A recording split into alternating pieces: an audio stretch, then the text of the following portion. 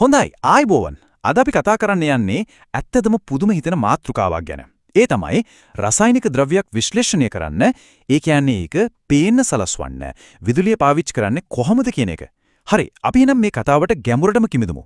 ඉතින් මුලින්ම හිතන්න ඕන ප්‍රශ්නේ තමයි මේක.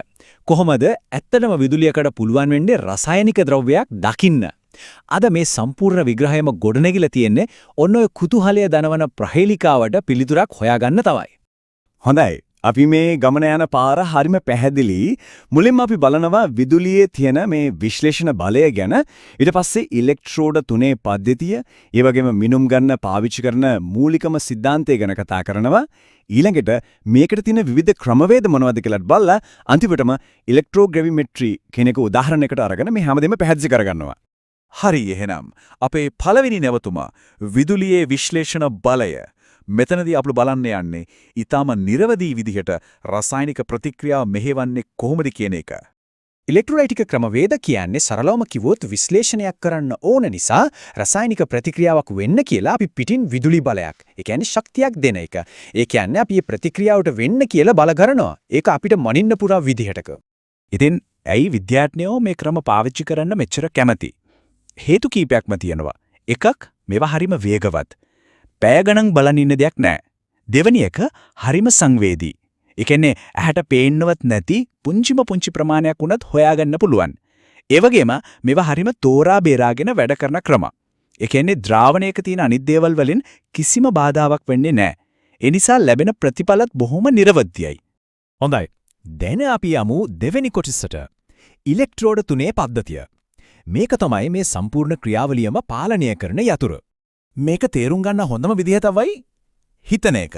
මේක හරියට ඊටාම ඉහළ පාලනයකින් වැඩ කරන ශල්‍ය වෛද්‍ය කණ්ඩායමක් වගේ කියලා. ඔය උපමාව මතක තියාගන්න. මොකද ඒක ඉස්සරහට කෙන දේවල් තේරුම් ගන්න ලොකු උදව්වක් වෙයි. හරි. එහෙනම් කවුද මේ ශල්‍ය කණ්ඩායමේ ඉන්නේ? පළවෙනියා ක්‍රියාකාරී ඉලෙක්ට්‍රෝඩය. මෙයා තමයි ඇත්තටම රසායනික ප්‍රතික්‍රියාව. ඒ කියන්නේ සැත්කම කරන්නේ. දෙවෙනියා තමයි සමුද්දේශ ඉලෙක්ට්‍රෝඩය.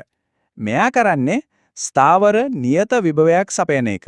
හරියට නිර්වින්දන වෛද්‍යවරයා රෝගියාව ස්ථාවරව තියාගන්නවා වගේ.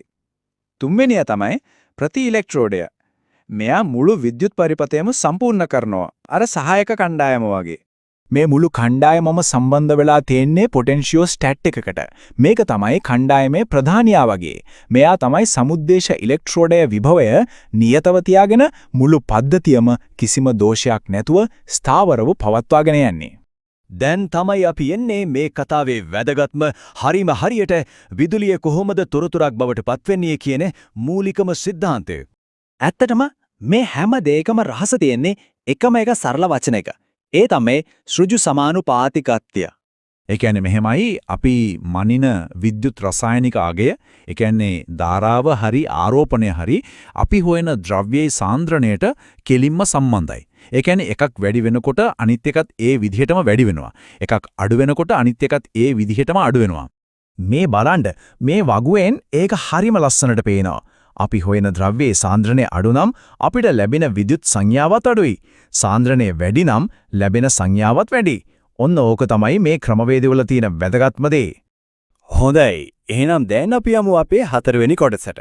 මේක හරියට විද්‍යාඥයෙකුගේ ටූල් බොක්ස් එකක්. ඒ කියන්නේ මෙවලම් පෙට්ටියක් වගේ. හැම වැඩේටම එකම මෙවලම හරියන්නේ නැහනේ. මෙතන නම් ටිකක් තියෙනවා ඉලෙක්ට්‍රෝග්‍රැවිමෙට්‍රි, වෝල්ටමෙට්‍රි, පොලරෝග්‍රාෆි වගේ. හැබැයි මේ නම් ඔක්කොම කටපාඩම් කරන්න ඕන නැහැ.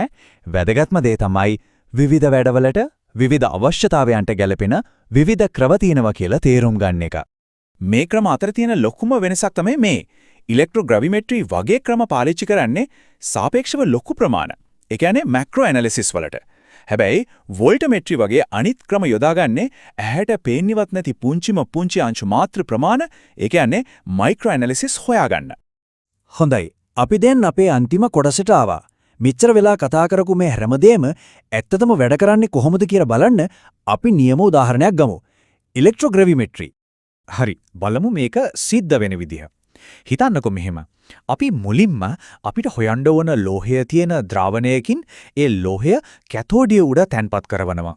අපි විදුලිය දුන්නම ද්‍රවණයේ දිය වෙලා තියෙන ලෝහය ආවිත් කැතෝඩිය මත තැන්පත් වෙනවා. දැන් කරන්න තියෙන්නේ හරීම සරල දෙයක්. ප්‍රතික්‍රියාවට කලිනුයි පස්සේ කැතෝඩේ කිරලා බලනවා. අන්නේ ඒ බරේ වෙනස තමයි ද්‍රාවණයේ තිබුණු ලෝහ ප්‍රමාණය. එකෙන් අන්තිමට අපිට ලැබෙන්නේ මොකක්ද? හරිම සරල, ඒ වගේම හරිම නිවැරදි බරක්. මේකෙන් අපිට කෙලින්ම කියන්න පුරුවන් ද්‍රාවණයේ කොච්චර ලෝහ ප්‍රමාණයක් තිබුණද කියලා. ඉතින් මේ හැම දෙයකින්ම පස්සේ අපි ආයමත් එන්නේ අර මුලින් කතා කරපු මූලිකම අදහසට. මනිනු ලබන විද්‍යුත් රසායනික පාරාමිතිය විශ්ලේෂණය කරන ද්‍රව්‍යයේ සාන්ද්‍රණයට සුජුවම සමානුපාතික වේ. මේක තමයි මේ සම්පූර්ණ ක්‍රියාවලියම පදනම. ඉතින් අවසාන වශයෙන් මෙහෙම හිතලා බලන්න. විදුලියට පුළුවන් නම් රසායනික ද්‍රව්‍යයක බර මනින්න තවත් මොන වගේ අදෘශ්‍යමාන රහස්ද ඒක අපිට හෙළිදරව් කරන්න බලාගෙන ඉන්නේ.